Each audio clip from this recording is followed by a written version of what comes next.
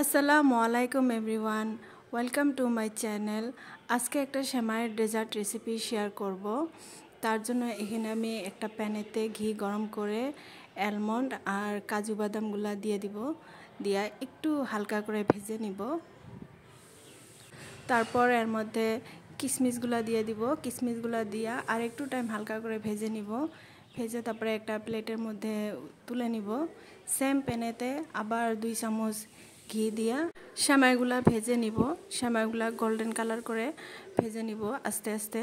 সেমাইটা ভাজা হয়ে গেলে এর মধ্যে স্বাদ মতো চিনি আর হাফ কাপ মিল্ক দিয়া আমি আবার একটু টাইম সেমাইগুলা ভেজে নিব। আগে থেকে ভেজে রাখা ড্রাই ফ্রুটসগুলো এখন এর মধ্যে দিয়ে দিব, দিয়ে আবার একটু টাইম ভালো করে নাড়াচাড়া করে নিব।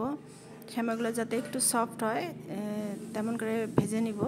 এখানে আমি পাতলা সেমাইটা ইউজ করেছি। সেমাইটা ভাজা হয়ে গেছে। এখানে একটা প্যানের মধ্যে আমি মিল্ক গরম করে নিলাম।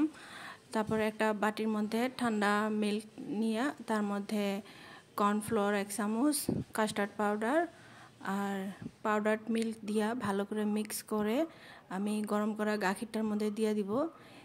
মিক্সারটা দিয়া গাখিরটা কন্টিনিউ নাড়তে হবে ঘন হওয়া পর্যন্ত।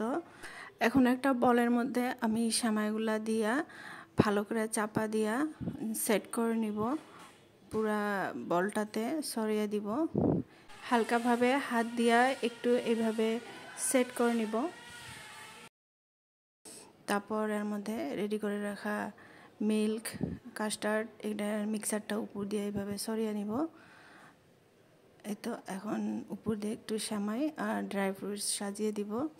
রেসিপিটা যদি ভালো লাগে তাহলে একটা লাইক করে দিবেন, আর অবশ্যই এভাবে একবার ট্রাই করে দেখবেন।